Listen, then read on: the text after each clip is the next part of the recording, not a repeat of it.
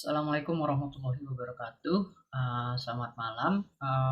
Perkenalkan kami dari kelompok perkenalkan kami dari kelompok 2. Di sini akan mempresentasikan materi pengantar manajemen risiko chapter 9, lanjutan dari chapter 8 kemarin, yaitu interest rate risk 2. Sebelumnya perkenalkan dulu. Oke. Ini saya share screen terlebih dahulu ya. Maaf. Oke. Apa sudah terlihat? Sudah terlihat. Baik. Hari ini tadi yang seperti kita sebutkan, hari ini kita akan mempresentasikan pengantar manajemen risiko chapter 9 mengenai interest rate risk. Di sini dosen kami, dosen Bapak Dr. Sparta, SEME AKSIE, selaku dosen pengantar manajemen risiko. Sebelumnya perkenalkan dulu, kami ini dari kelompok 2. Yang pertama di sini ada Regina Fania dengan NIM 2019-12-11-016. Lalu ada Rudi Perdana dengan NIM 2019-12-11-022. Lalu ada saya Muhammad Aril Budiman dengan NIM 2019-12-11-036.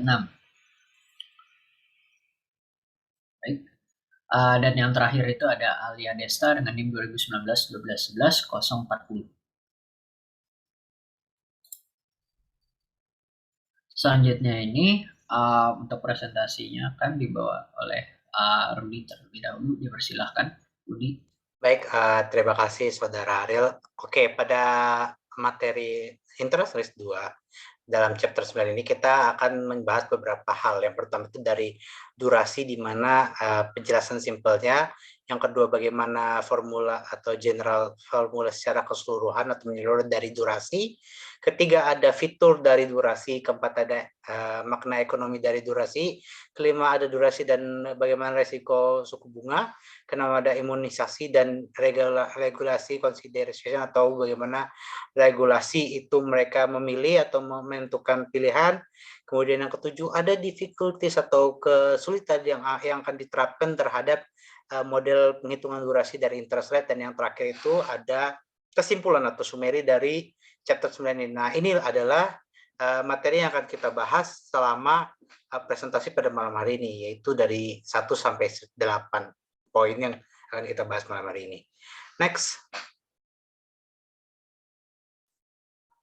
Nah, sekarang kita akan masuk ke dalam poin pertama, yaitu durasi, di mana ini adalah penjelasan simpel mengenai durasi yang ada di interest rate risk 2.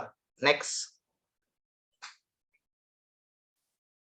Nah, durasi berdasarkan bahasanya itu adalah ukuran yang lebih lengkap dari sensitivitas tingkat suku bunga aset atau kewajiban daripada jatuh tempo, karena durasi memperhitungkan waktu kedatangan atau pembayaran dari semua arus kas serta jatuh tempo aset atau suatu kewajiban.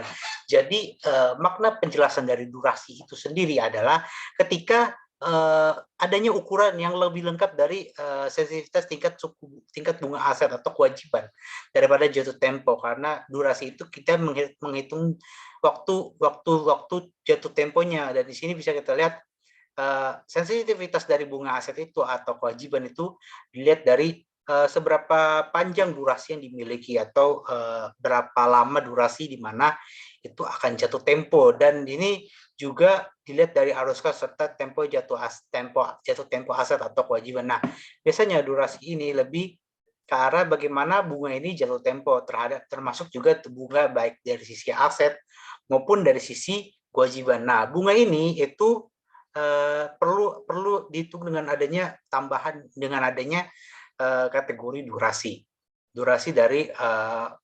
dari aset maupun kewajiban. Ingat, durasi yang dibahas di sini adalah ketika durasi itu jatuh tempo atau ketika waktunya pembayaran atau datang atau dimulai itu dari saat bunga itu datang. Nah, kemudian di sini kita bisa lihat Pinjaman dengan contohnya kita lihat misalnya pinjaman dengan tingkat bunga 15% dan pembayaran yang diperlukan setengah dari $100 itu pokoknya akhir itu sebatas selama 6 bulan dan setengah lainnya dibayar pada akhir tahun. Jadi ini contoh soalnya ketika pinjaman itu dengan suku bunga atau interest rate-nya itu sebesar 15% dan pembayarnya itu setengah dari $100 dan awal pokok pembayar bunga ini ada di akhir 6 bulan dan setengahnya itu ada di akhir tahunnya. Itu contoh soalnya. Kemudian di sini juga dijelaskan tambahan di mana pinjaman dibiayai dengan 1 tahun pembayar bunga 15% per tahun. Jadi pinjaman ini dibiayai dengan jangka waktu 1 tahun dengan membayar 15%-nya per tahun. Jadi 1 tahun 15%, berikutnya 15%, sampai mungkin sampai ini selesai, itu tetap 15%. Nah, dari kasus yang di atas ini kita bisa lihat bahwa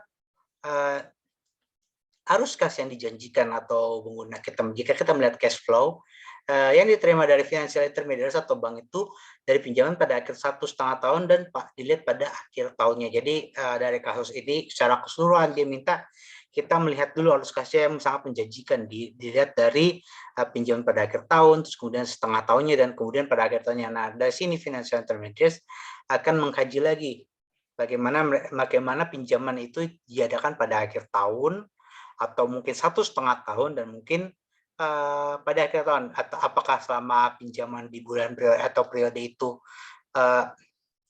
dia membayar setengah tahun, atau bisa dibayar setengah tahun, atau hanya pada akhir, atau mungkin ketika dia akhir tahun dia selesai atau belum, atau mungkin dia setengah tahun saja sudah selesai, bisa jadi seperti itu. Nah, dari kasus ini kita melihat dari durasinya, di mana kata kuncinya ini adalah 1,5 tahun dan akhir tahun. Jadi ada 2 kunci di situ, di mana 1,5 tahun itu termasuk durasi, dan akhir tahun juga tergolong durasi yang diberikan pinjaman pada saat tingkat suku bunga 15% dengan harga pokoknya dari 6 bulan atau setengah bulan pada akhir tahun. Akhir tahun itu juga tergolong durasi. Dan di sini biayanya sebesar $100 atau setengah dari $100 dengan memperhatikan suku bunganya itu sebesar 15% per tahun. Next. Nah, di sini cash flow setengah itu adalah 50. Pembayaran pokok yang dijanjikan ditambah dengan 750 dari mana? Di mana setengah dikali 50, maka hasilnya 7,5. Ya, setengah dikali 50 ya.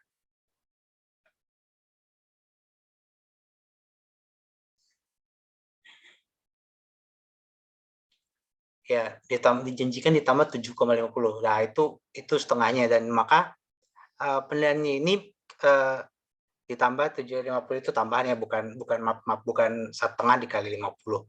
Nah, maka pembayaran bunga yang dijanjikan itu rumusnya ya 12 dikali setengah dikali 15%. Dari mana kita bisa dapat 100? Nah, 100 itu kan tadi contoh soalnya itu setengah. Kemudian kita diminta cash flow setengah, berarti kita masukin setengah, dan tingkat bunganya kita udah tahu tadi 15%. Yang diterima setelah 6 bulan, jadi setelah 6 bulan di situ, dan ini rumusnya.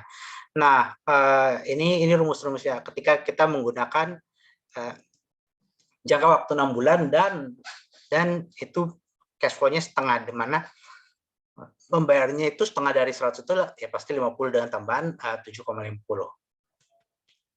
Nah, di sisi ini kita bisa melihat bahwa CF1 itu pada cash flow pada 1 tahun itu adalah harus yang dijanjikan pada akhir tahun, dan yang sama dengan harga 50, dan kemudian pembayaran pokoknya ditambah dengan 3,75 bunga yang dijanjikan, di mana lihat dari rumusnya ini ketika 50 dikali setengah dikali 15%. Jadi ini ketika kasusnya cash flow-nya itu 1, maka harus dikali setengahnya. Harus dikali setengah dengan nominal 50, karena tadi kan kita udah lihat setengahnya itu 50, berarti harusnya udah terbayar itu dari 100 itu. Nah, kemudian di sini jelasan juga untuk membandingkan ukuran dari 2 arus kas ini, kita harus menempatkannya dalam dimensi yang sama. Jadi ketika kita melihat pembayaran cash flow dalam yang setengah dengan 1 itu, kita harus gabungkan dengan satu dimensi yang sama, di mana hal ini terjadi karena $1 dari pokok atau bunga yang diterima pada akhir tahun itu bernilai kurang dari dia jadi ketika dia diterima pada akhir tahun itu nilainya kurang dari. Jadi ketika mereka berjalan setengah, kemudian jalan lagi 1, Nah, ketika di akhir tahun itu akan lebih kurang dari $1. Nah, itu tandanya mereka sudah lunas. Dan dari pokok atau bunga yang dapat diterima pada akhir tahun itu bernilai kurang dari. Nah, jadi kasus dari kurang dari ini, maka lembaga keuangan atau financial intermediary atau kita sebut saja bank, dalam hal menilai waktu uang $1 dari pokok atau bunga yang diterima itu dilihat pada akhir 6 bulan. Jadi yang tadi kita sudah lihat setengah dari itu akhir 6 bulan. Di mana dengan asumsi bahwa suku bunga yang dibutuhkan pada saat ini adalah 15% per tahun.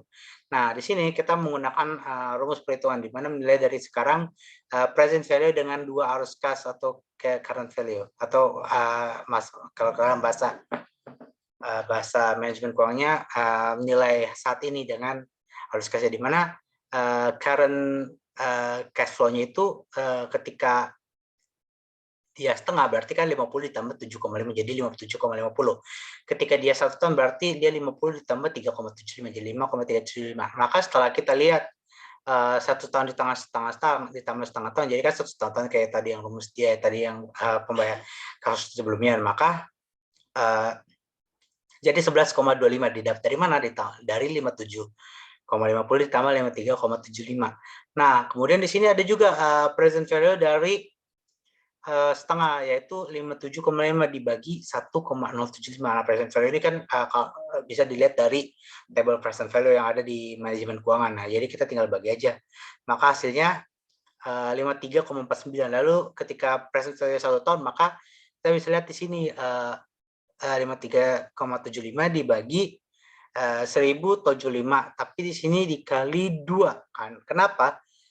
Karena ini kan 1 tahun ya, 1 tahun. Sementara tadi sebelumnya itu 6 bulan berarti kan kalau misalnya 6 bulan itu kan setengahnya, ketika mereka menjadi 1 berarti itu kan harus dikali 2. Ya harus dikali 2 supaya menjadi 1, maka ya dikali 2 jadi hasilnya 46,1. Maka hasil ketika present value 1 ditambah present value setengah hasilnya pas 100. Itu 100. Jadi kalau kita bisa melihat dari sisi present value itu pas 100 karena itu nilainya sama persis dengan contoh soal. Kalau misalnya kita melihat dari cash flow dari 1,5 maka nilainya 11,25, di mana ini kelebihan $11,25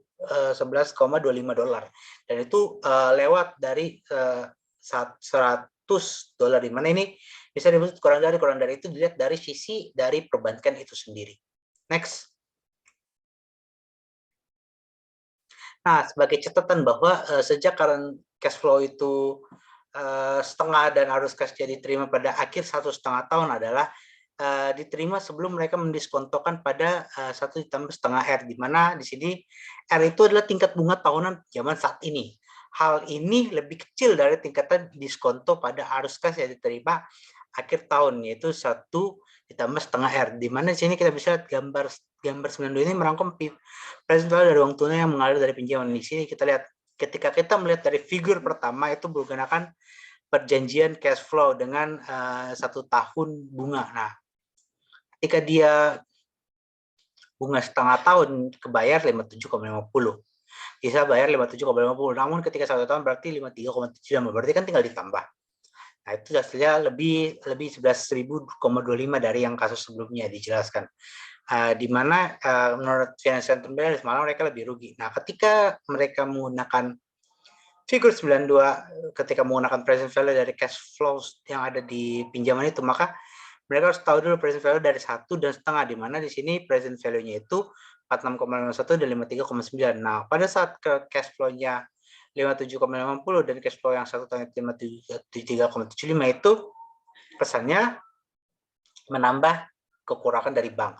Sementara ketika mereka melihat dari sisi present value, mereka malah lebih untung karena pas uangnya. Nah, itu yang menjadi acuan di mana kalau pada figur kedua ini mereka menggunakan present value, sementara di figur pertama itu mereka hanya fokus kepada current value cash flow dari setengah dan 1 tahunnya. Nah, itu berpengaruh juga karena ini mereka belum diterima sebelum didiskontokan pada setengah dan 1 R. R itu tingkat suku bunga tahun pinjaman yang terjadi saat ini. Dan itu sangat berdampak sekali ketika kita melihat dari metode antara cash flow atau mungkin dengan metode present value. Kalau di sini lebih prefer present value karena dia nilainya pas, yaitu 100, karena kan yang diminta soal itu 100, bukan 100 lebih dari 11, 2,25 itu udah beda lagi. Karena kalau bisa 11,25, tadi kasusnya kita sudah lihat bahwa nilainya kurang dari, dan kurang dari itu sangat berpengaruh sekali terhadap laporan terhadap resiko dari suku bunga itu sendiri atau interest rate itu sendiri. Next. Nah, jadi tadi kita sudah jelas, maka secara teknis durasi itu adalah waktu rata-rata tertimbang hingga jatuh tempo pada pinjaman menggunakan nilai sekarang secara relatif dalam ALOKAS sebagai bobot. Nah, tadi kan kita sudah membahas mengenai durasi. Durasi itu kan tadi waktu ya, waktu. Nah, itu secara harafiahnya. Namun ketika kita masuk dengan contoh percobaan setelah ini, saya sebutnya tadi dengan contoh pinjaman, maka manajemen risiko akan mendefinisikan durasi itu adalah waktu rata-rata tertimbang hingga jatuh tempo pada pinjaman yang akan menggunakan nilai sekarang secara relatif dari arus kas sebagai bobotnya. Nah, ini adalah penjelasan secara ilmiah dari manajemen risiko. Nah, pada suatu waktu nilai uang dasar durasi itu akan mengukur rata-rata tertimbang saat arus kas diterima atas pinjaman. Jadi ketika pinjaman itu ada, maka ada suatu waktu di mana nilai uang dasar itu mempunyai durasi dan itu mengukur rata-rata tertimbangnya, atau kita sebut saja average rate method untuk mengetahui arus kasnya itu diterima atas pinjaman FI menerima sejumlah arus kas dengan setengah tahun dan atau mungkin pada 1 tahun. Nah, analisa durasi ini juga menimbang waktu di mana arus kas diterima oleh kepentingan relatif dalam hal nilai sekarang dari arus kas yang tiba di setiap titik waktu. Jadi ketika mereka melihat ada titik waktunya nih, ini kita menimbang dulu nih bagaimana saat mereka diterima atau mungkin relasinya gimana nih antara arus kas dengan pada titik waktu tertentu. Nah, dalam istilah nilai sekarang, kepentingan relatif arus kas itu yang tiba itu pada waktu atau T dinyatakan, dan T itu setengah tahun, dan pada waktu T 1 tahun adalah sebagai berikut. Nah, ini rumusnya nih, yaitu ketika kita menggunakan F dengan weighted average atau rata-rata tertimbang, maka setengah tahun itu rumusnya X setengah, di mana present value setengah dibagi present value setengah ditambah present value 1, di mana tadi nilainya itu, contohnya ini ya, 53,49, tadi yang soal yang sebelumnya, dibagi 100. 100 ini kan secara resminya ketika DK digabung itu kan menggunakan present value ya, pas intinya. Maka dapatlah 0,5349. Nah, ketika kita harus mengubah desimal menjadi persen, jadi 53,49%. Lalu kemudian ketika 1 tahun itu menggunakan rumus yang sama, di mana present value 1 tahun dibagi present value setengah ditambah present value 1 tahun, di mana tadi itu jawabannya itu 46,51 dibagi 100. 100, ya 100, di mana hasilnya 0,4651 nih. Nah, ketika kita menjumlahkan 0,4651 ditambah 53,49, maka dapatnya 1%. Nah, 1% ketika kita ini mengubah dari desimal ke persentase atau persen, maka ketika ditambah itu 53,49 ditambah 46,1 hasilnya 100%. Nah, inilah tadi dari kasus yang sebelumnya dapat pas 100% dengan nilai satu dengan nilai satu ya, bukan 0 sepersekian, karena kan ini nilai angkanya bagus dan itu juga hasilnya 100% dan tepat dengan perhitungan yang nggak ada lebih, nggak ada kurang. Kalau kita menggunakan ke cash flow, maka akan bisa jadi lebih, yaitu tadi sepertinya tadi lebih itu 11,25. Nah, itu kan mempengaruhi juga ketika mereka menggunakan cash flow, maka akan jadinya lebih rugi. Nah, kalau misalnya menggunakan present value, makanya ini pas, tetap 1 dan 100%. Next. Nah, artinya dalam istilah sekarang, financial intermediaries itu akan menerima 53,49% dari arus kas pada pinjaman dengan pembayaran pertama pada akhir 6 bulan, di mana T itu setengah, yaitu nilainya 46,51, dan pembayaran kedua pada akhir tahun T setengah itu tadi 53,49 dan T1-nya itu 46,51. Menurut definisi jumlah dari nilai sekarang itu bobot arus kas itu harus sama dengan 1, di mana X setengah ditambah X 1 itu harus 1. Ya, jadi kita lihat tadi perhitungannya di mana 0,5349 ditambah 0,4651 hasilnya 1, dan itu pas 1 dan nilainya 1. Karena di sini kita bisa lihat FI menerima 53,49 dan 46,1 kalau digabung kan persentasenya jadi 100 ya. Kalau kita ubah 100 jadi desimal 1, ya udah pasti 1. Karena itu kan tinggal ditambah. Jadi hasilnya 1. Karena itu jadi kita bisa tahu bahwa jumlah dari sinus kanan bobot arus kas itu harus sama dengan 1. Nah, sehingga pada saat menghitung durasi atau tadi kita sudah dapat 1, maka waktu rata-rata tertimbang hingga jatuh tempo pinjaman dengan menggunakan nilai sekarang pada arus kasnya menjadi sebagai bobot. Nah, tadi kita sudah tahu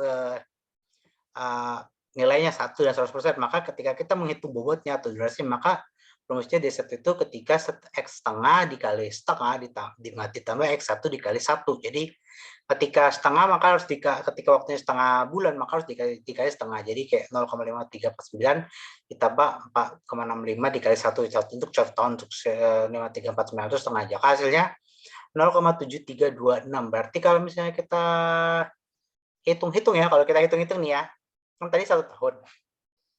Kalau 0,736, maka perhitungannya adalah kemungkinan 7 bulan atau mungkin 8 bulan ya. Jadi durasi ketika orang ini membayar pinjaman sampai selesai, yaitu adalah 7 bulan, antara 7 bulan 32 hari atau mungkin kita sebut saja kita ini ya, kita bulatkan lah contohnya. Kita bulatkan ya. Mungkin 8 bulan karena kan jatuhnya kayak ini tadi 32 kemana 33 31 tahun itu kan 365 ketika 1 bulan itu 30 hari, berarti ketika 0,7,3 itu berarti 7,32 itu berarti 7 bulan 33 hari, berarti taruhlah 8 bulan 3 hari ya. 8 bulan 3 hari. 8 bulan 3 hari itu adalah tempo waktu ketika bunga tadi yang contoh yang 15% itu dengan nilai 100 itu lunas ketika di 8 bulan atau 7 bulan.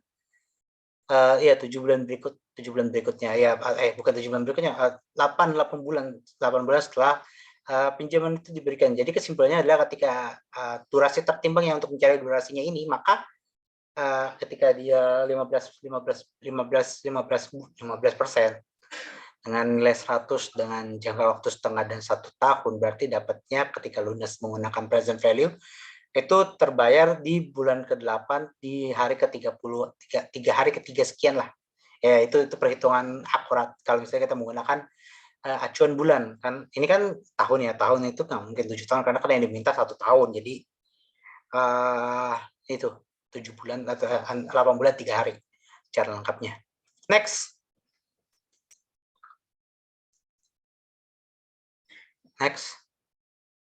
Nah, jadi jatuh tempo pinjaman sementara adalah 1 tahun, di mana durasi atau umur rata-rata dalam arus kas itu hanya 0,7326 tahun. Jadi tadi itu kasusnya bukan 0,7326 tahun, melainkan 7 bulan 30 hari atau mungkin saja kita taruh 8 bulan 3 hari, itu yang paling tepatnya. Di mana durasi kurang dari jatuh tempo pinjaman ini karena istilah sekarang itu nilainya 53,49% dari arus kas yang diterima di akhir waktu setengah tahun. Perlu dicatat bahwa durasi diukur dalam 1 tahun sejak kita menimbang waktu di mana arus kas diterima, dan yang penting sekarang relatif dari arus kas X1, X2 dan X1, X setengah dan X1.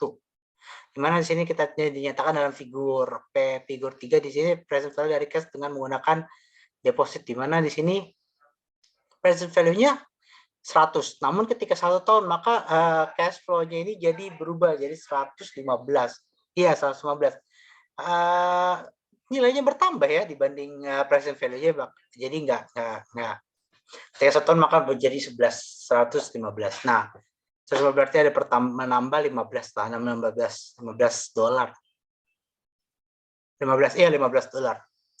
Nah, kemudian selanjutnya kita akan menghitung durasi untuk 1 tahun, di mana $100 dan 15% tingkat bunga sertifikat deposit, di mana LK akan berjanji untuk melakukan 1 kali pembayaran tunai kepada deposan pada akhir tahun, di mana CF-nya itu $115 yang merupakan pokok yang dijanjikan itu padahal 100, dan bunganya itu sebesar 15 kepada deposan. Karena bobot itu dalam istilah sekarang, maka current value-nya cash flow-nya itu cash flow 1 itu 115 dan present value-nya itu 115 dibagi 1,115. Nah, kenapa bisa begitu? Karena nilai tadi itu kan 1.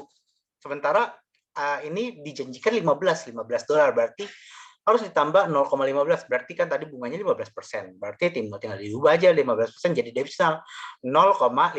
Nah, 0,15 ini ditambah 1. Nah, ketika dia tambah 1, maka kita bisa di sini 115 dibagi 1,115 hasilnya 100. Itu ketika menggunakan present value, dan ketika menggunakan cash flow maka nilainya 115. 115 itu ketika sudah ditambah ya, karena sudah dijanjikan untuk dibayar sebesar 15 pada deposan. Jadi bank itu akan menjamin untuk membayar 15 bunga kepada deposan, sementara yang dijanjikan itu hanya 100. Next.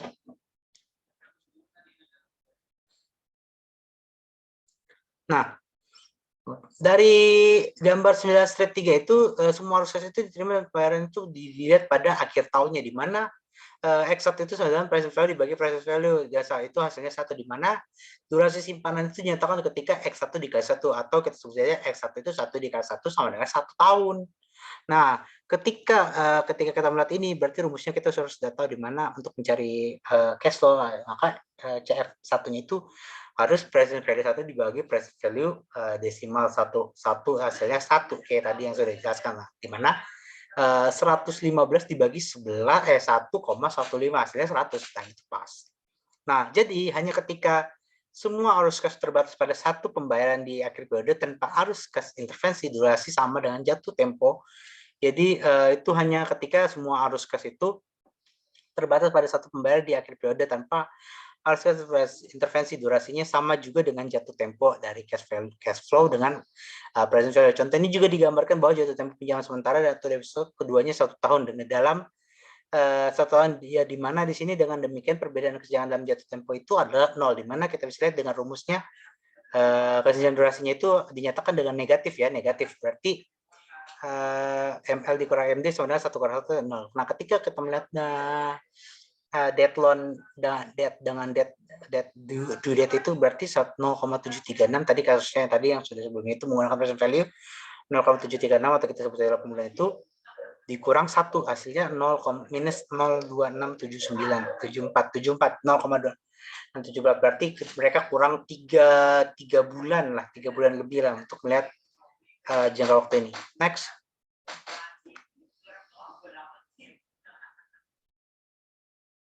Nah, yang kedua ini adalah general formula. Maaf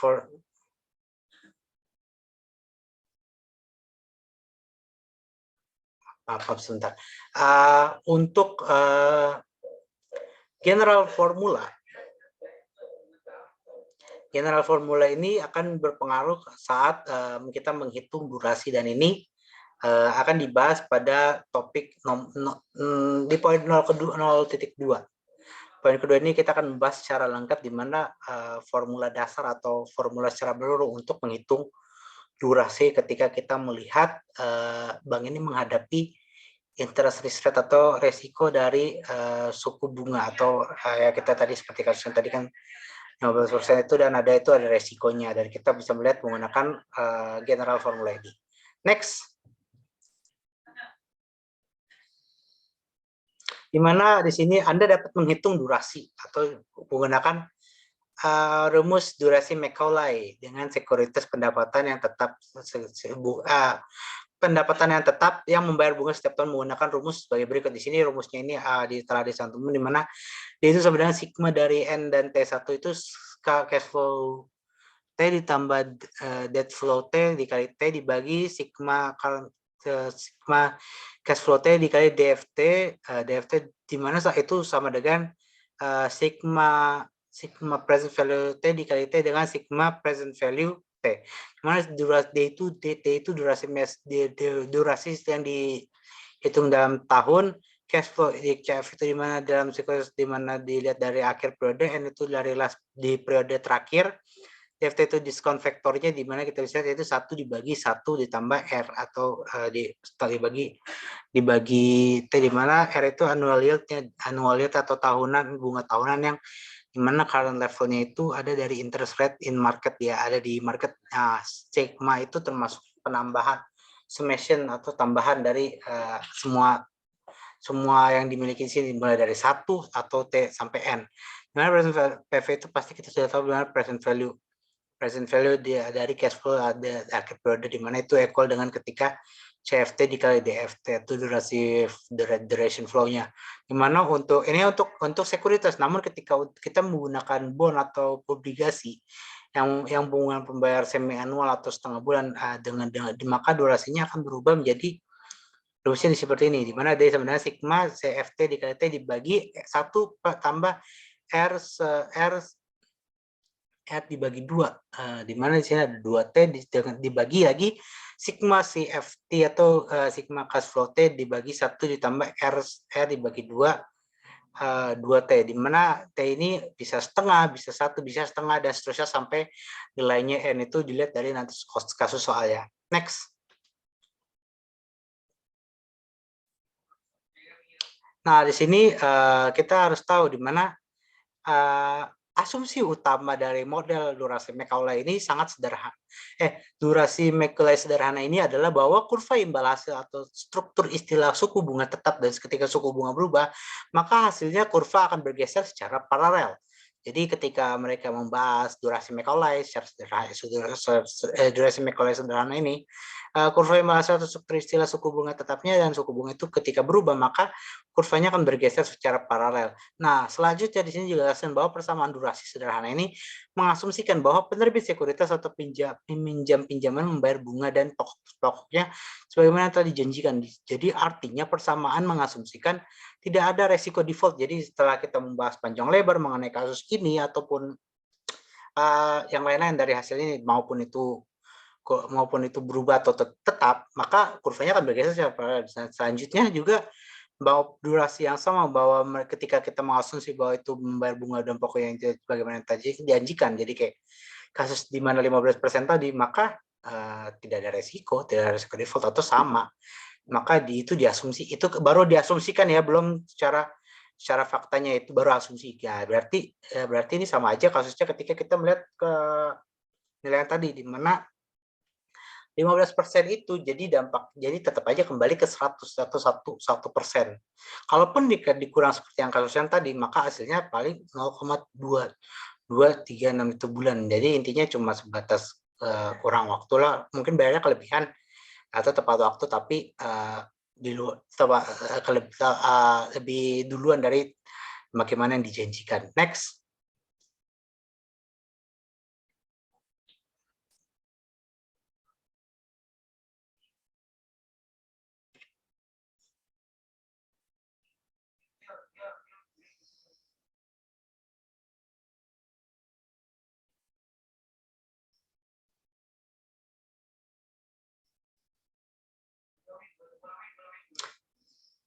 Nah, selanjutnya kita akan membahas mengenai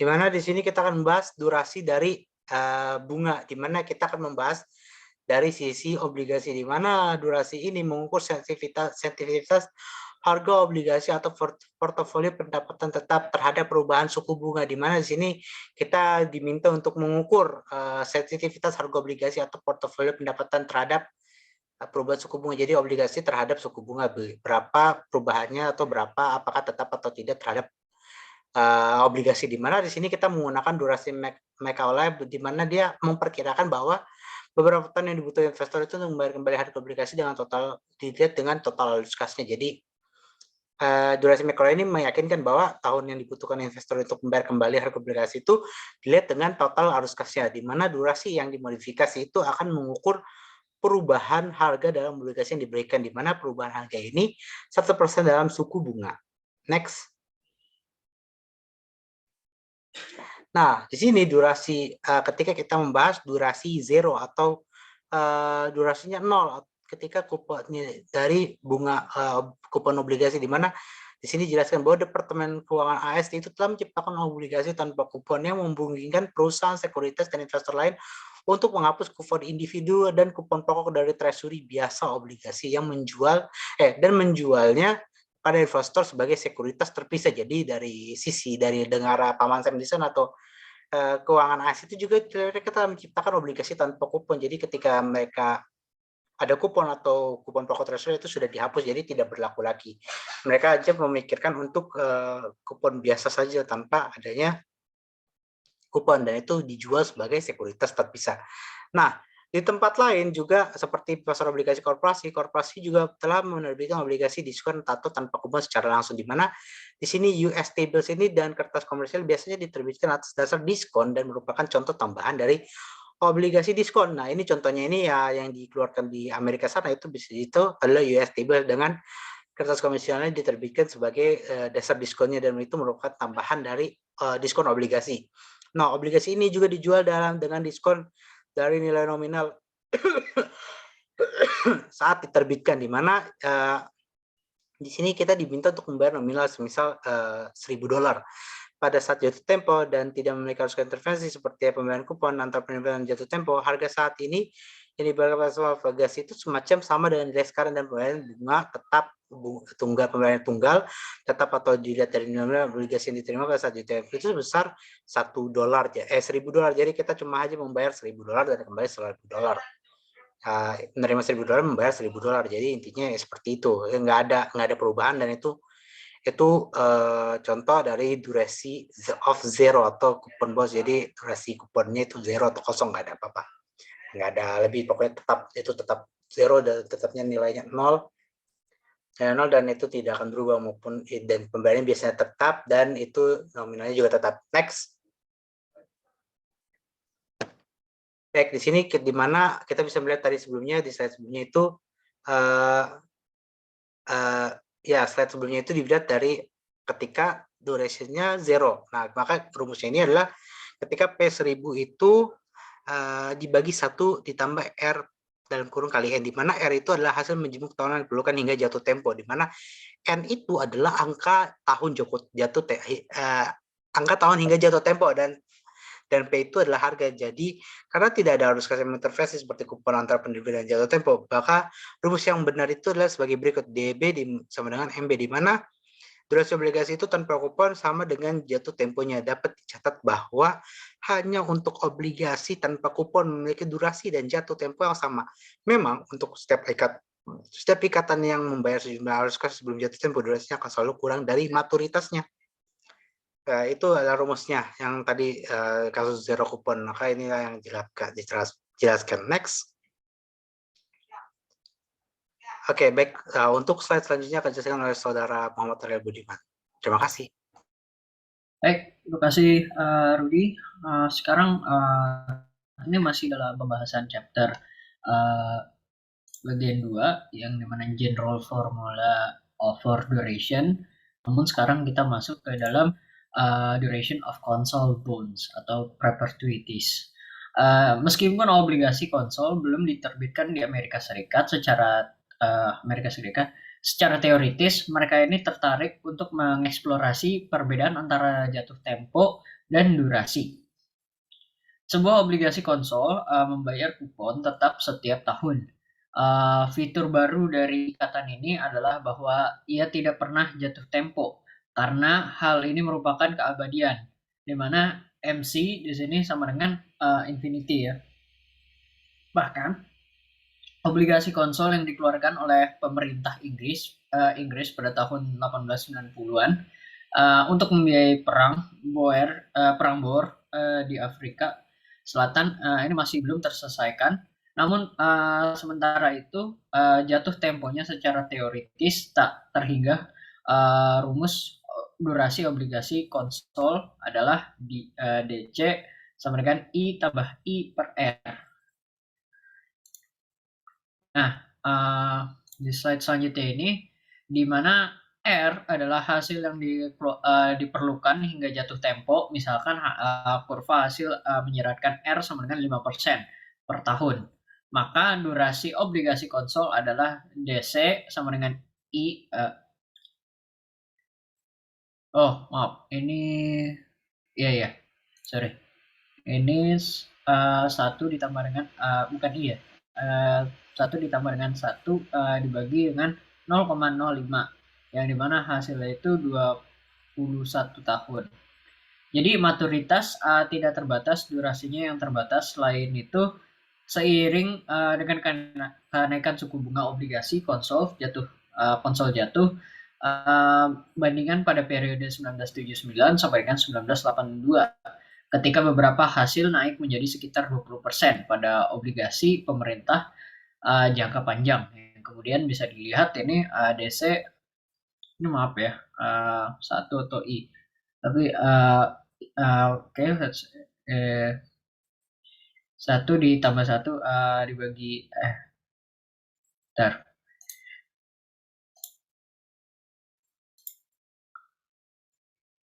Sorry, I ini ya. I ditambah I per 0,2 sama dengan 6 tahun. Oke, sekarang kita masuk ke dalam chapter 3 yaitu features of duration, di mana di sini di features of duration ada duration and maturity. Jadi sebagai ukuran resiko suku bunga obligasi, durasi memiliki 3 fitur. Yang pertama itu durasi obligasi menurun saat tingkat kupon naik, lalu durasi menurun saat imbal hasil hingga jatuh tempo meningkat. Dan yang ketiga ini durasi merupakan ukuran yang akurat dan dari elastisitas tingkat bunga dari harga obligasi. Di sini perbandingan tabel 9 strip 6, 9 strip 3 dan 9 strip 7 menunjukkan bahwa durasi yang meningkat dengan jatuh tempo aset atau kewajiban pendapatan tetap, tetapi pada tingkat yang menurun. Jadi variance D dibagi dengan variance M lebih besar daripada 0. Lalu variance 2D dibagi dengan variance M 2 itu lebih kecil daripada 0. Bisa dilihat di sini ada duration of 2 years US Treasury bond dengan 8% dengan kupon 8% dan 12 dan dengan 12% untuk yield-nya. Bisa dilihat. Oke. Next di sini ada tabel 9 strip 6 dan 9 tabel 9 strip 7 di mana duration of 1 year US Treasury bond with up 8% coupon and 12% yield. Jadi perbedaannya itu dari hitungannya yang dimana sebelumnya itu ini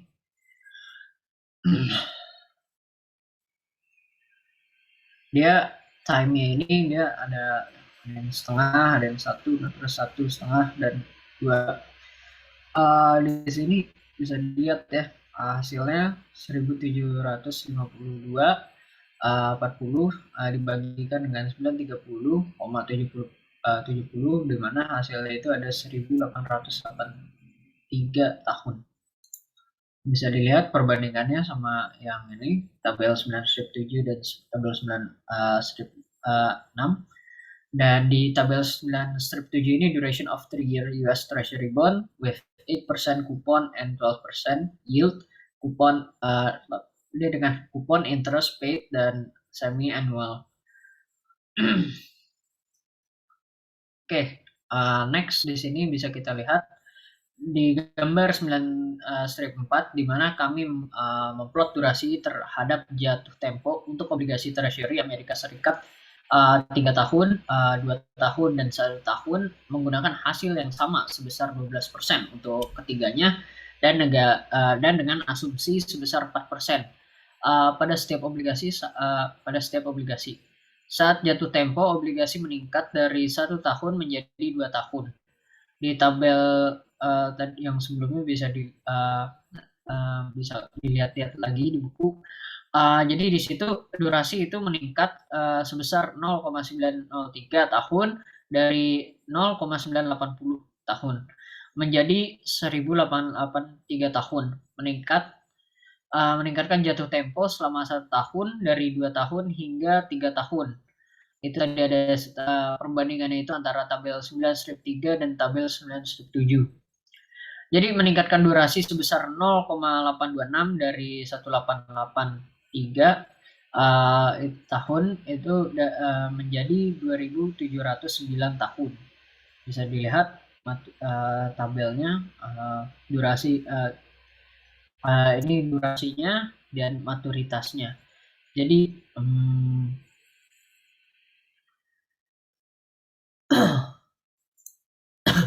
Oke. Next di sini ada duration and yield. Jadi perbandingan di tabel 9/3 dan tabel 9/5 itu menunjukkan bahwa durasi menurun seiring dengan hasil yang meningkat. Di mana varians D dibagikan dengan varians R itu lebih kecil daripada 0 karena ini imbal hasil obligasi treasury meningkat dari 12% menjadi 16%.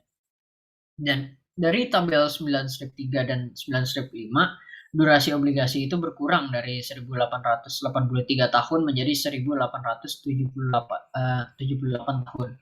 Hal ini masuk akal secara intuitif karena hasil yang lebih tinggi mendiskontokan arus kas yang kemudian lebih banyak dapat kepentingan relatif atau bobot. Dari arus kas kemudian menurun ketika dibandingkan dengan arus kas sebelumnya atas suatu aset atau liabilitas. Ini perbandingannya tadi ya, yang dari tabel 9/3 dan tabel 9/5. Di sini di mana ya duration of 2 years treasury bond with 8% coupon and 12% yield. Ini ada D-nya itu durationnya sebesar 883 dan ini durationnya sebesar 878 dikarenakan dia menggunakan 16% yield. Oke, bisa dilihat langsung di sini duration and coupon interest. Jadi perbandingan tabel 9/4 dan tabel 9/3 itu menunjukkan bahwa semakin tinggi kupon atau pembayaran bunga atas sekuritas, maka semakin rendahnya durasinya. Jadi varians D dibagikan dengan varians C sama dengan lebih kecil daripada 0. Karena tingkat kupon pada obligasi treasury Amerika Serikat meningkat dari 6% menjadi 8% pada tabel 9/4 dan 9/3. Jadi durasi obligasi berkurang dari 1909 tahun menjadi 1883 tahun. Hal ini disebabkan oleh kenyataan bahwa semakin besar kupon atau pembayaran bunga yang dijanjikan, maka semakin cepat arus kas yang diterima oleh investor dan semakin tinggi bobot nilai sekarang. Arus kas tersebut dalam perhitungan durasi berdasarkan nilai waktu uang, lalu investor menutup investasi awal lebih cepat saat kupon pembayaran lebih besar. Bisa dilihat ini perbandingannya, di mana yang mereka menggunakan 6% kupon itu lebih tinggi dan di mana mereka menggunakan 8% kupon itu lebih rendah hasilnya. Oke, lalu kita masuk ke dalam economic meaning of duration. The economic meaning of duration. Jadi makna dari makna ekonomis mengenai durasi. Jadi sejauh ini telah dihitung durasi untuk sejumlah aset pendapatan tetap yang berbeda dari kewajiban. Sekarang untuk membuat hubungan langsung antara angka yang diukur dalam tahun-tahun yang disebut durasi dan sensitivitas tingkat bunga dari aset atau liabilitas atau seluruh portofolio lembaga keuangan selain menjadi durasi juga merupakan ukuran langsung dari sensitivitas tingkat bunga atau elastisitas dari aset atau kewajiban. Dengan kata lain, semakin besar nilai numerik dari D, maka semakin sensitif harga aset atau liabilitas tersebut terhadap perubahan atau guncangan dalam suku bunga. Perhatikan persamaan berikut yang menunjukkan bahwa harga obligasi saat ini yang membayar bunga setiap tahun sama dengan nilai sekarang dari kupon yang pembayaran pokok pada obligasi. Ini rumusnya bisa dilihat P sama dengan C dibagi 1 tambah R, lalu C dibagikan dengan 1 tambah R kuadrat, sampai dengan C ditambah F dibagikan dengan 1 tambah R N. Di sini P itu adalah price on the bond, lalu di sini C itu kuponnya atau interest payment yang bersifat annual. R ini di sini adalah yield to maturity dan N ini adalah number of periods to maturity Dan F ini adalah face value of the bond. Nah, di sini kami ingin mengetahui bagaimana harga obligasi P berubah ketika imbal hasil R naik. Kami juga tahu bahwa harga obligasi turun, tetapi kami ingin mendapatkan ukuran langsung dari ukuran penurunan ini, yaitu tingkat sensitivitas harga. Ya, yang pertama ini by cross multiplying. DP dibagi dengan DR. Ini sama dengan jadinya minus 1 dibagi dengan 1 tambah R dalam kurung P kali D.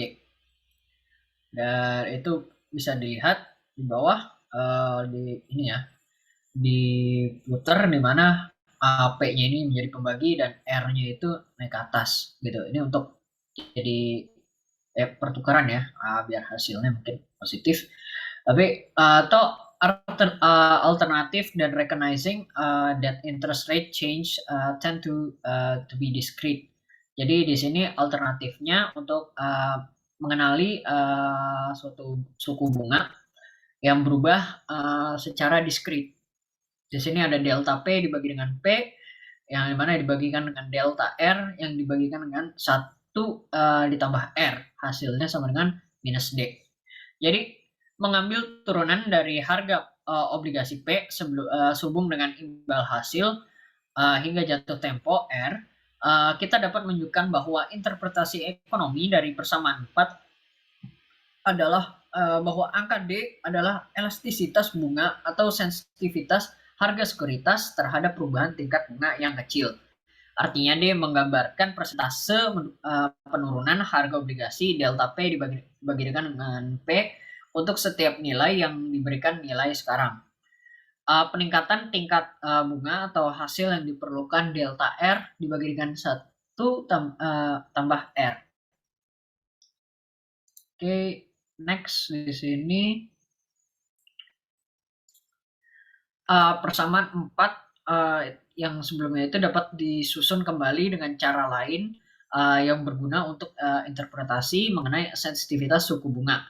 Yang dimana artinya persentase perubahan harga obligasi untuk perubahan suku bunga dapat ditulis sebagai berikut. Delta P dibagi dengan P sama dengan minus D dalam ini pagar delta R dibagi dengan 1 tambah R. Jadi persamaan 5 menunjukkan bahwa untuk perubahan kecil dalam tingkat suku bunga, harga obligasi bergerak secara berbanding terbalik menurut ukuran D. Jelas untuk setiap perubahan suku bunga, sekuritas durasi panjang menderita kerugian modal yang lebih besar atau menerima keuntungan modal yang lebih tinggi. Jika suku bunga naik atau turun daripada durasi pendek sekuritas, maka implikasi keuntungan dan kerugian dalam model durasi adalah sistematis. Artinya jika kita mengulangi contoh di atas tetapi membiarkan suku bunga turun 1 basis poin setiap tahun atau setengah basis poin setiap setengah tahun, presentasi kenaikan dalam harga obligasi delta P dibagi dengan P akan sebanding dengan D. Selanjutnya, modal keuntungan akan menjadi cerminan dari kerugian modal untuk kenaikan suku bunga kecil yang sama. Lalu di sini ada persamaan durasi dapat diatur ulang, menggabungkan D dan 1 tambah R menjadi variabel tunggal. D dibagikan dengan 1 tambah R untuk menghasilkan apa yang oleh praktisi disebut durasi yang dimodifikasi atau Inggrisnya ini modified duration. Untuk bunga majemuk tahunan. Jadi di mana delta P dibagikan dengan P sama dengan minus MD di R dan MD sama dengan D dibagikan dengan 1 tambah plus R 1 tambah R. Jadi di sini bentuk ini lebih intuitif karena mereka itu mengalihkan MD dengan perubahan sederhana suku bunga daripada perubahan diskonto suku bunga seperti dalam persamaan durasi umum. Oke.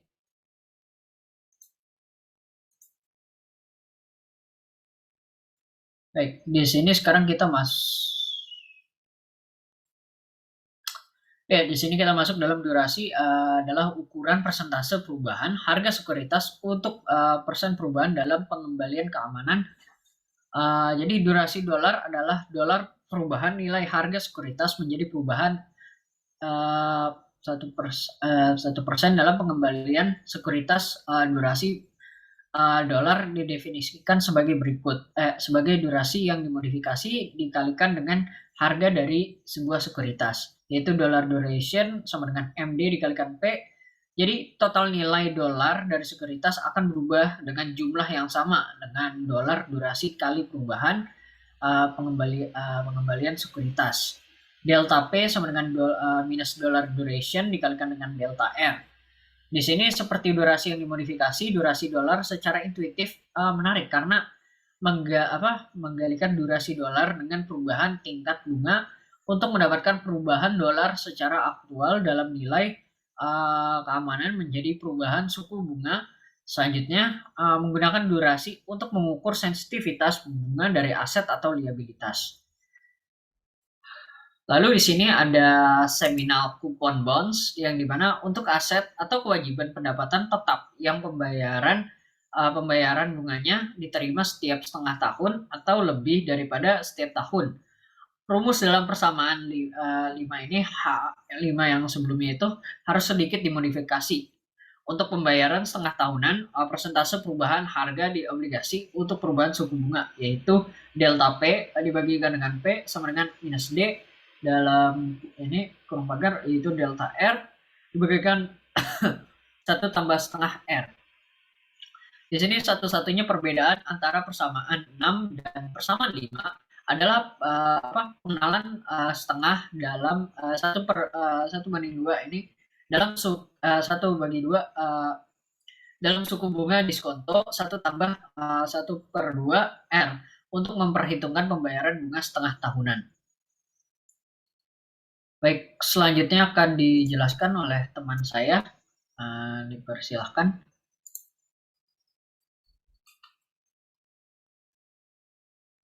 Ya, dipersilakan Alia Desta.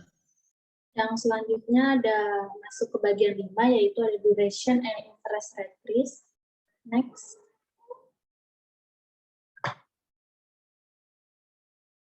Duration and interest rate risk management on a single security. Seringkali manajer dana pensiun dan perusahaan asuransi jiwa menghadapi masalah dari penataan investasi aset mereka, sehingga mereka dapat membayar sejumlah uang tunai untuk pemegang polis dalam beberapa periode yang mendatang. Contoh klasiknya adalah asuransi kebijakan yang membayar beberapa dari pemegang telah mencapai usia pensiun. Lalu resikonya adalah kepada manajer perusahaan asuransi jiwa jika tingkat bunga atas dana yang dihasilkan dari menginvestasikan premi pemegang bisa jatuh tempo. Dengan demikian, maka akumulasi pengembalian pada premi yang diinvestasikan tidak dapat memenuhi target atau jumlah yang dijanjikan. Lalu akibatnya perusahaan asuransi akan dipaksa untuk menarik cadangan dan juga kekayaan bersihnya agar memenuhi komitmen pembayarannya. Next.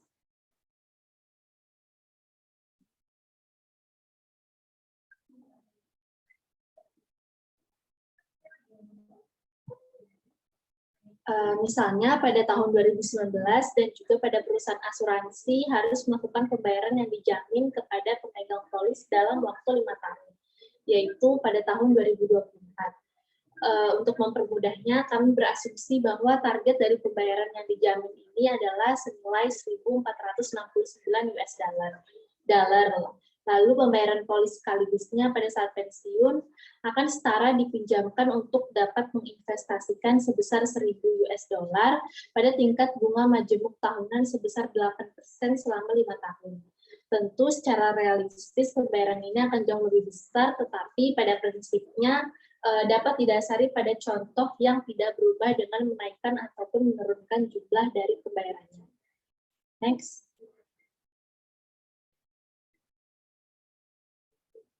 Untuk melindungi diri dari resiko suku bunga, perusahaan asuransi perlu menentukan investasi mana yang akan menghasilkan arus kas tepat $1.469 dalam waktu 5 tahun, terlepas dari apa yang terjadi pada suku bunga dalam waktu yang sangat dekat. FI berinvestasi baik dalam obligasi dengan kupon jatuh tempo selama 5 tahun dan durasi tanpa kupon atau dalam obligasi kupon dengan durasi 5 tahun yang akan menghasilkan arus kas senilai $1.469 dalam waktu 5 tahun, serta tidak peduli apa yang terjadi dengan suku bunga dalam waktu dekat. Selanjutnya, kami juga mempertimbangkan 2 strategi. Untuk strategi yang pertama, yaitu membeli obligasi diskon dalam dan durasi 5 tahun jatuh tempo. Lalu yang kedua, membeli obligasi kupon dengan durasi 5 tahun. Next.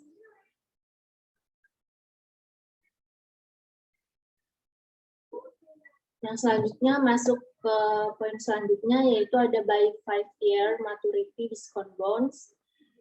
Dapat diketahui bahwa nilai nominalnya yaitu senilai $1.000. Hasilnya 8% dan dengan asumsi tahunan. Harga saat ini per obligasi diskon 5 tahun akan menjadi 680,58 per obligasi. Maka rumusnya adalah P sama dengan 680,58 sama dengan 1000 dibagi dengan 1,08 pangkat 5. Jika perusahaan asuransi membeli 1.469 obligasi dengan total biaya masing-masing $1.000 pada tahun 2019, maka investasinya akan menghasilkan tepat 1.469 pada saat jatuh tempo dalam waktu 5 tahun, yaitu 1000 dikali dengan 1,08 pangkat 5. Maka sama dengan 1.469. Alasannya adalah jika durasi portofolio obligasi ini sama persis dengan target horizon kewajiban masa depan suatu perusahaan asuransi kepada para pemegang polisnya, maka secara intuitif, karena tidak ada arus kas intervensi atau kupon yang dibayarkan oleh penerbit obligasi diskon kupon 0, maka perubahan suku bunga di masa depan tidak memiliki efek pendapatan reinvestasi.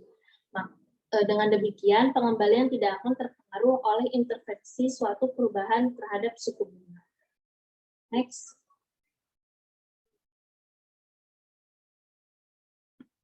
Selanjutnya, kami juga menunjukkan bahwa karena obligasi ini memiliki jangka waktu 5 tahun, maka sesuai dengan periode target perusahaan asuransi, jika suku bunga turun seketika menjadi 7%, atau naik menjadi 9%, maka arus kas yang diharapkan dari obligasi akan tetap berjumlah tepat menjadi 1.469, yang mana artinya kupon ditambah dengan pendapatan reinvestasi, lalu ditambah dengan pokok pada akhir tahun kelima yang akan diimunisasi.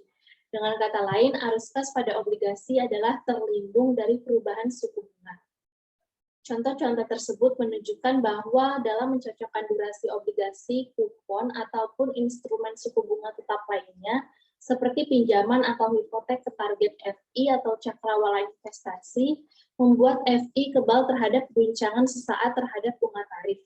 Keuntungan ataupun kerugian pendapatan reinvestasi yang dihasilkan dari perubahan suku bunga akan secara tepat diimbangi dengan kerugian ataupun keuntungan dari hasil obligasi yang saat itu sedang dijual. Next.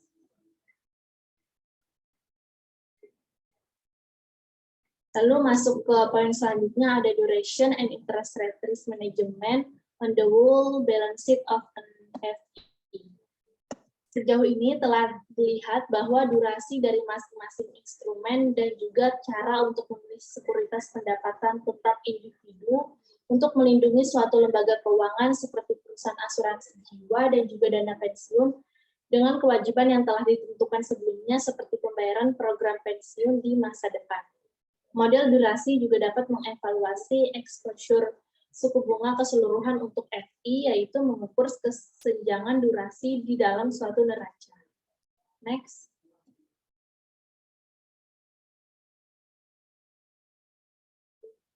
Lalu untuk poin yang selanjutnya ada the duration gap for a financial institution. Untuk memperkirakan kesenjangan durasi keseluruhan FI, maka kami menentukan terlebih dahulu durasi portofolio aset LK-nya atau A, dan juga durasi portofolio kewajibannya atau L. Hal ini dapat dihitung sebagai berikut. DA sama dengan X1A, lalu dikali dengan D1 pangkat A ditambah dengan X2A, lalu dikali dengan D2 pangkat A ditambah titik-titik, dan ditambah dengan XNA dikali dengan DN pangkat A. XIJ adalah persamaan dalam adalah proporsi nilai pasar dari setiap aset atau kewajiban yang dimiliki dalam portofolio aset serta kewajiban dari masing-masingnya. Jika obligasi Treasury 30 tahun adalah 1% dari portofolio asuransi jiwa dan D1 pangkat A durasi obligasi tersebut sama dengan 9,25 tahun, maka X1AD1 A sama dengan 0,01 lalu dikali dengan 9,25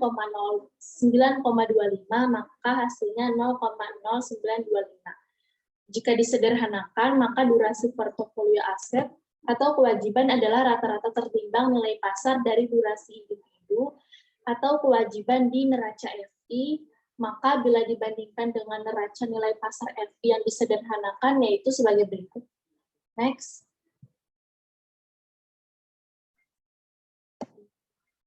Jika dibandingkan dengan neraca nilai pasar FI yang disederhanakan, yaitu asetnya A sama dengan 100 dibagi A sama dengan 100, maka hasilnya 100. Lalu untuk liabilities-nya, L sama dengan 90, lalu untuk E-nya equity sama dengan 10, maka hasilnya 100. From the balance sheet-nya, yaitu untuk rumusnya A sama dengan L plus E. Atau bisa juga segitiga A sama dengan segitiga L ditambah dengan segitiga E. Bisa juga untuk menghitung equity-nya yaitu adalah segitiga E sama dengan segitiga A dikurangi dengan segitiga L. Artinya ketika suku bunganya berubah, maka perubahan ekuitas lembaga keuangan atau kekayaan bersih biasa disingkat dengan E adalah sama dengan perbedaan antara perubahan nilai pasar aset dan kewajiban mengikat di setiap sisi neraca. Karena E sama dengan A dikurang L, kita perlu menentukan bagaimana A dan L dari perubahan nilai pasar aset dan juga kewajiban pada neraca terkait dengan durasi. Dari model durasi tersebut, dengan asumsi bunga majemuk tahunan dapat diasumsikan sebagai berikut. Segitiga A lalu dibagi dengan A sama dengan minus DA, lalu segitiga R dibagi dengan 1 plus R. Sedangkan untuk yang L-nya yaitu segitiga L dibagi dengan L sama dengan minus DL, lalu segitiga R dibagi dengan 1 plus R. Next.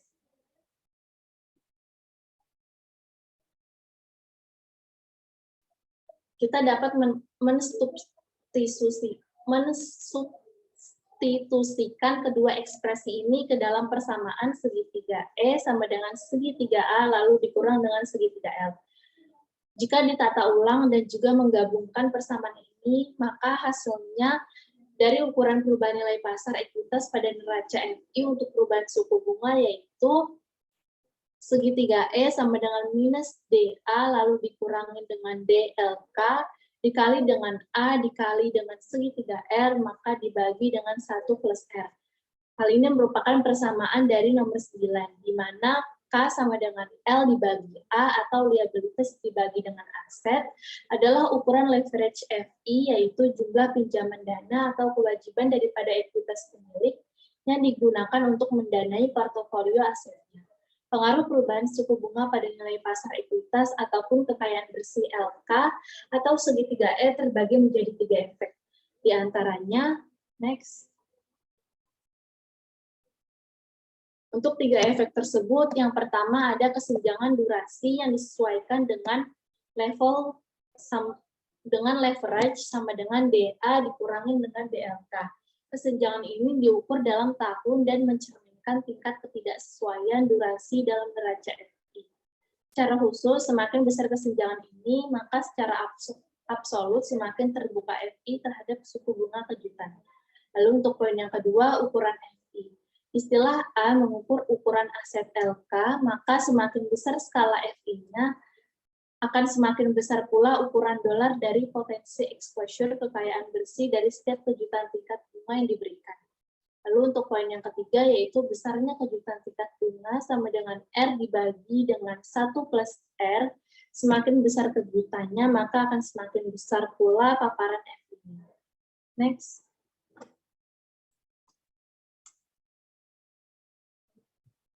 Mengingat hal ini, kami menyatakan exposure kekayaan bersih FI sebagai berikut. Segitiga E sama dengan minus leverage adjusted duration gap dikali dengan asset size, lalu dikali dengan interest rate shock. Guncangan suku bunga sebagian besar berasal dari luar FI dan seringkali diakibatkan oleh perubahan kebijakan moneter Federal Reserve. Ukuran dari kesenjangan durasi dan ukuran FI bagaimanapun berada di bawah kendali manajemen. Kotak perspektif industri melaporkan kesenjangan durasi dan perkiraan perubahan dalam nilai ekuitas untuk 3 lembaga keuangan selama kuartal pertama pada tahun 2015. Fannie Mae, kesenjangan durasi rata-rata 0,2 bulan, tetapi berkisar antara minus 0,5 bulan dan 1,1 bulan. Lalu jeda durasi Freddie Mac rata-rata yaitu 0,1 bulan dan juga berkisar antara minus 0,3 bulan dan 0,8 bulan. Bahkan untuk fluktuasi kecil ini mengekspos Fannie Mae dan juga Freddie Mac masing-masing sebanyak 100 juta US dollar dan 250 juta US dollar dalam kerugian nilai ekuitasnya. Untuk laporan tahunan CYS Investment menunjukkan kesenjangan durasi 0,60 Maret pada tahun 2015. Sedangkan untuk penurunan 0,75% dalam suku bunga, hal ini akan menghasilkan peningkatan 0,89% dalam ekuitas pemegang saham. Sebaliknya, untuk kenaikan 0,75% dalam suku bunga, maka ekuitas pemegang sahamnya akan turun senilai 8,68%. Next.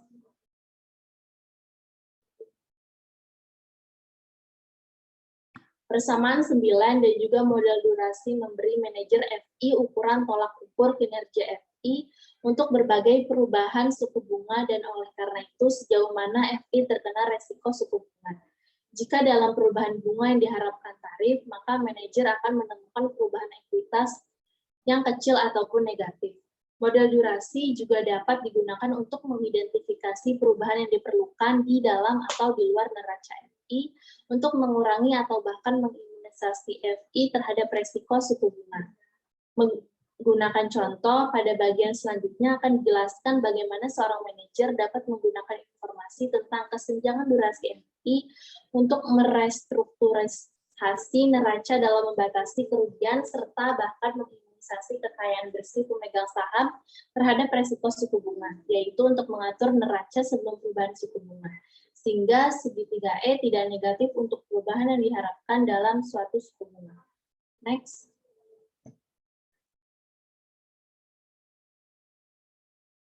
Meskipun kenaikan suku bunga tidak akan mendorong FI menjadi ekonomi kebangkrutan, hal ini dapat mengurangi rasio kekayaan bersih terhadap aset FI dari 10 dibagi dengan 100 menjadi 8,29 atau 7,91 dibagi dengan 95,45%.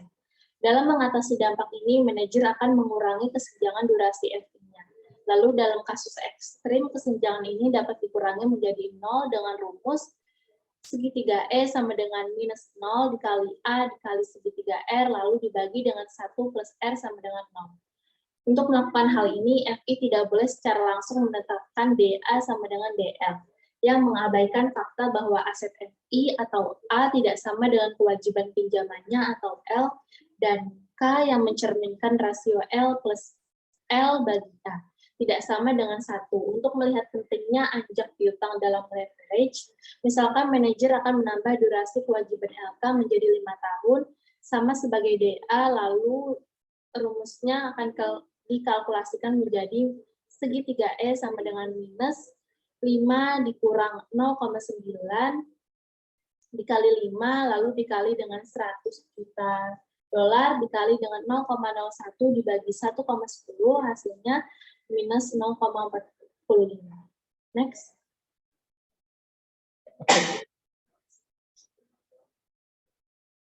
FI masih terkena kerugian senilai 0,45 juta jika tarif naik 1%. Strategi yang tepat akan melibatkan perubahan DL sampai rumus ini digunakan. DA sama dengan K, DL sama dengan 5 tahun. Sebagai contoh, segi 3E sama dengan minus 5, lalu dikurangi dengan 0,9, dikali dengan 5,0 dikali dengan 5,55 dikali dengan 100 juta US dollar dan dikali dengan 0,01 dibagi 1,10 maka hasilnya 0. Dalam hal ini pengelola lembaga keuangan akan menetapkan DL sama dengan 5,55 tahun atau sedikit lebih lama dari DA sama dengan 5 tahun. Untuk mengimbangi fakta bahwa hanya 90% aset yang didanai oleh pinjaman kewajiban dengan 10% lainnya akan didanai oleh ekuitas atau modal. Perhatikan bahwa manajer FI memiliki setidaknya 3 cara lain untuk mengurangi kesenjangan durasi menjadi 0, yaitu sebagai berikut. Next.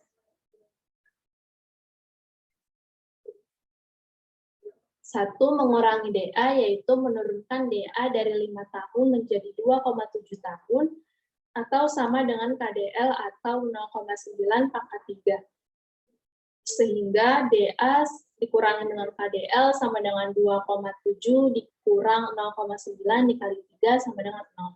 Lalu untuk yang kedua, mengurangi DA dan juga meningkatkan DL-nya. Mempersingkat durasi aset serta memperpanjang durasi kewajiban pada saat yang bersamaan. Salah satu kemungkinannya adalah mengurangi DA menjadi 4 tahun dan untuk meningkatkan DL menjadi 4,44 tahun.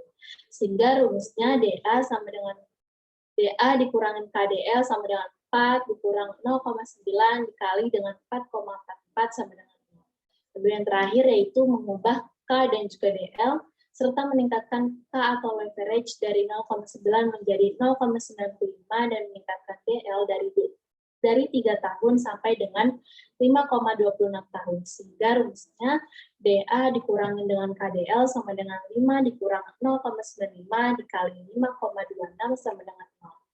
Next. Masuk ke bagian kelima, yaitu immunization and regulatory consideration. Next.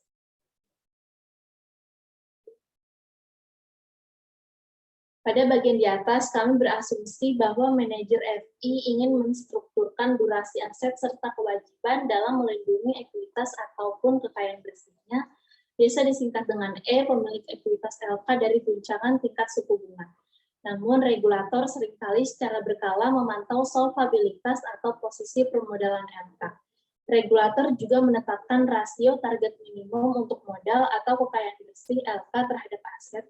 Yang paling sederhana adalah rasio modal FI terhadap aset atau E dibagi dengan A sama dengan capital net worth ratio.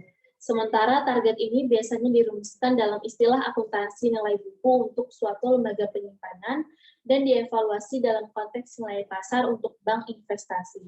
Juga CEC telah lama menganjurkan rasio modal berdasarkan akuntansi nilai pasar dalam lembaga penyimpanan di Amerika Serikat.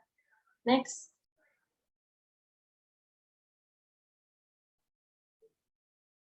Mengingat peraturan ini dikenakan pada tingkat minimum rasio modal, jika tingkat aset FI berubah secara signifikan dari waktu ke waktu, maka manajer FI mungkin paling tertarik untuk kebal terhadap perubahan rasio modal atau bisa dirumuskan dengan segitiga E dibagi dengan A.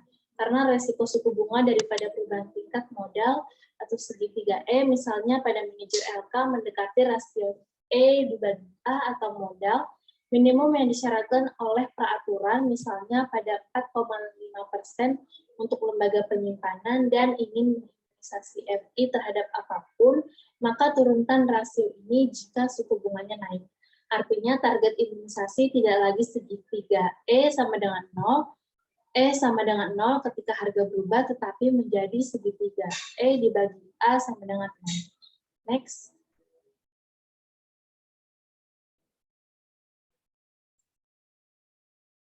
Untuk yang selanjutnya akan dijelaskan oleh Fanny.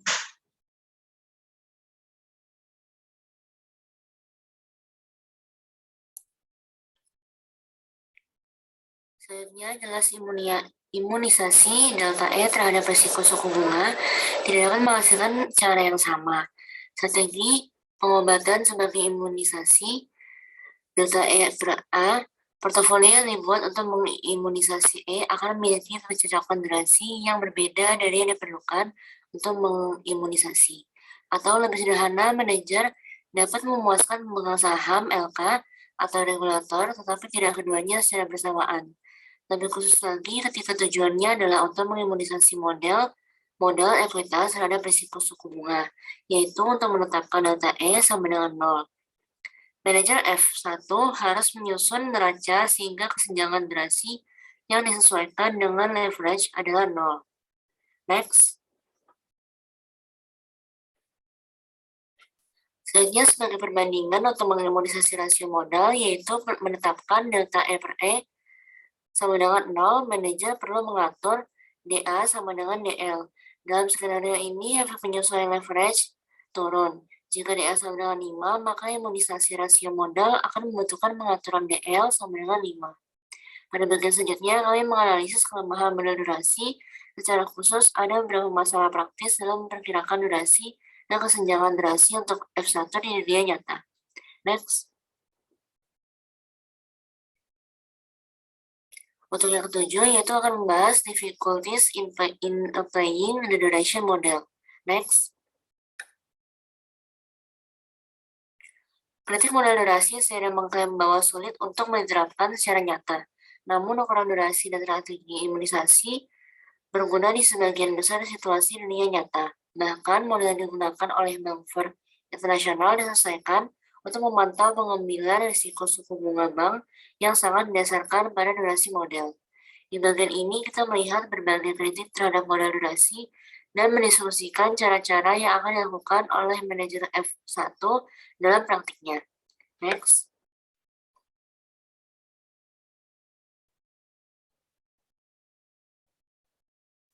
Selanjutnya, relation matching can be costly.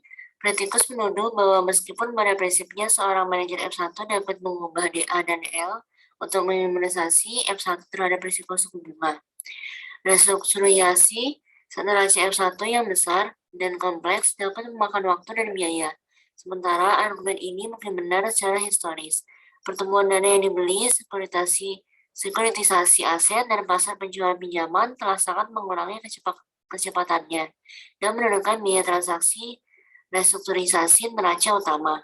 Selain itu, seorang manajer LK masih dapat mengelola eksposur risiko menggunakan model durasi dengan menggunakan teknik selain rebalancing portofolio langsung terhadap risiko suku bunga. Manajer bisa mendapatkan banyak hasil yang sama dari pencocokan durasi langsung dengan mengambil posisi lindung nilai di pasar untuk sekuritas derivatif seperti futures dan forward. Next.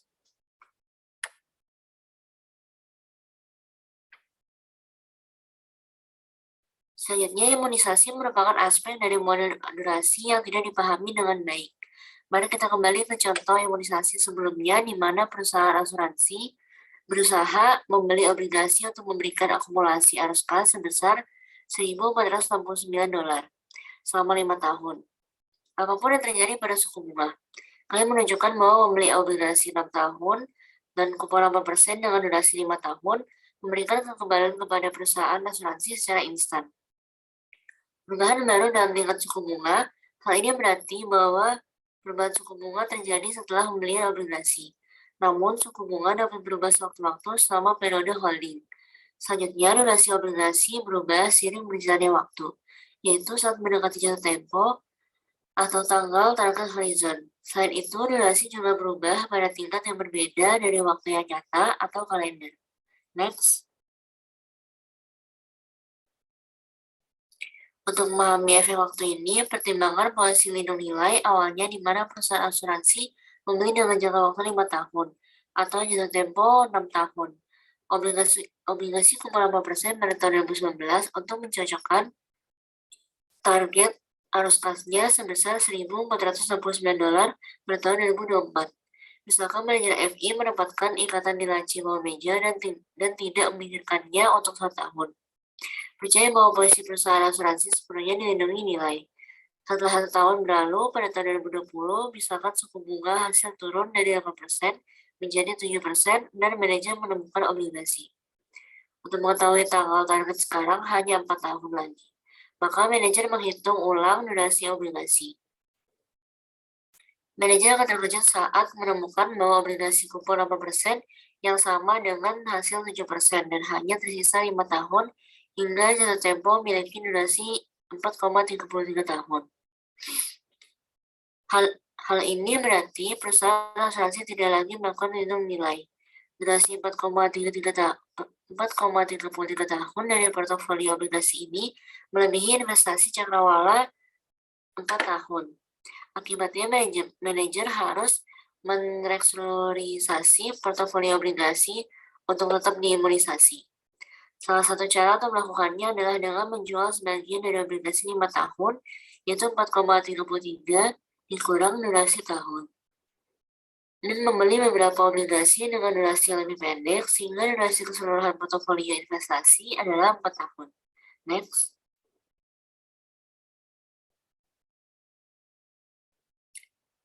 Misalnya perusahaan asuransi menjual 50% dari obligasi 5 tahun dengan durasi 4,33 tahun dan menginvestasikannya hasilnya dalam obligasi tanpa kupon berdurasi 3,67 tahun dan jatuh tempo.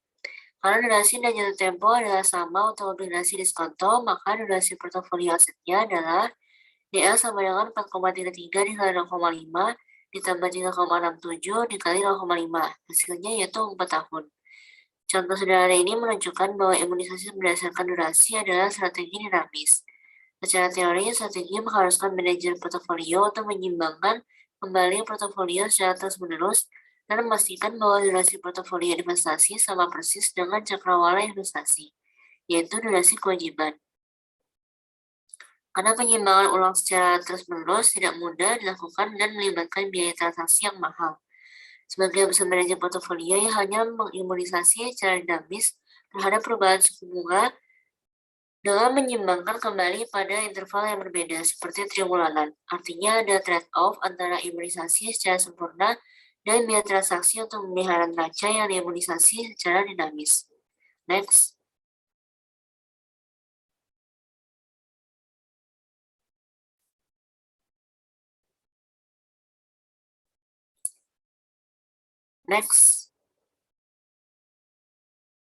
Selanjutnya, durasi secara akurat mengukur sensitivitas harga sekuritas pendapatan tetap untuk perubahan kecil dalam suku bunga urutan 1 basis poin.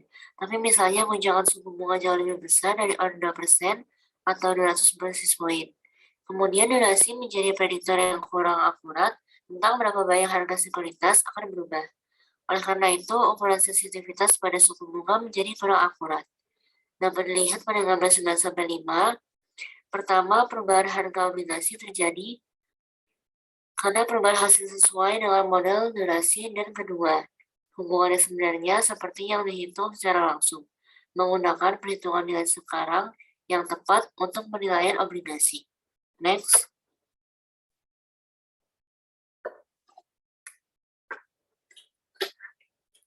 Selanjutnya, model durasi memprediksi bahwa hubungan antara guncangan tingkat bunga dan perubahan harga obligasi akan sebanding dengan D atau durasi. Namun dengan menghitung secara tepat perubahan harga obligasi yang sebenarnya, kita akan menemukan bahwa untuk kenaikan suku bunga yang besar, durasi memprediksi penurunan harga obligasi secara berlebihan. Sedangkan untuk penurunan suku bunga yang besar, hal itu mengungguli kenaikan harga obligasi.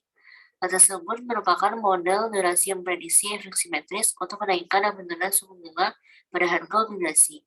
Seperti yang ditunjukkan pada gambar 9-5, pada kenyataannya untuk kenaikan tarif, efek kehilangan modal cenderung lebih kecil daripada efek keuntungan modal dalam penurunan rate. Hasilnya adalah dari hubungan harga obligasi yang menunjukkan sifat dapat disebut sebagai konveksitas dari linearitas, seperti yang diasumsikan oleh model durasi dasar. Next.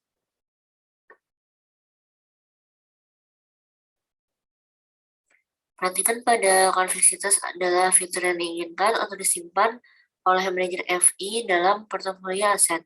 Membeli obligasi atau portofolio aset yang menunjukkan banyak kecembungan atau kelengkungan. Dalam hubungan kurva harga hasil mirip dengan membeli sebagian bunga asuransi risiko tingkat. Secara khusus, konveksitas tinggi berarti bahwa untuk perubahan yang sama, besarnya suku bunga naik dan turun. Efek keuntungan modal dari penurunan tarif lebih dari mengimbangi efek kerugian modal. Semua aset atau kewajiban pendapatan tetap menunjukkan berapa konveksitas dalam hubungan harga hasil mereka. Next.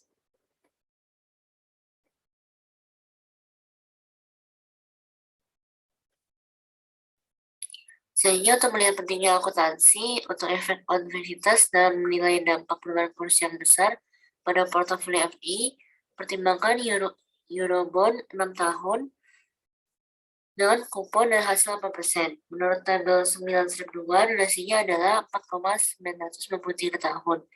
Dan harga saat ini PO-nya adalah $1.000 dengan hasil 8%. Yaitu PO-nya 80 per 1,08 ditambah 80 per 1,08 pangkat 2 ditambah 80 per 1,08 pangkat 3 ditambah 80 1,8 pangkat 4 ditambah 80 1,8 pangkat 5 ditambah 1 ditambah 1080 per 1,08 pangkat 6 sama dengan $1.000. Ini adalah titik A pada kurva harga hasil pada gambar 9-6. Jika suku bunga naik dari 8 menjadi 10%, model durasi memprediksi bahwa harga obligasi akan turun sebesar 9,2463%. Maka delta P per P sama dengan minus 4.993 dikali 0,02 per 1,08, hasilnya minus 9.263%. Atau dari harga $1.000 hingga $907.537, namun dengan menghitung perubahan yang tepat dalam harga obligasi setelah kenaikan hasil menjadi 10%, kami menemukan bahwa nilai sebenarnya adalah $912.895. Next. Ini adalah titik C pada gambar 9-6 seperti yang ada pada gambar. Penurunan harga yang sebenarnya atau sebenarnya lebih kecil dari perkiraan penurunan sebesar $5,398. Hal ini berarti ada kesalahan lebih dari 0,5% menggunakan model durasi. Alasan untuk ini adalah cembung alami pada kurva harga hasil saat hasilnya meningkat. Next.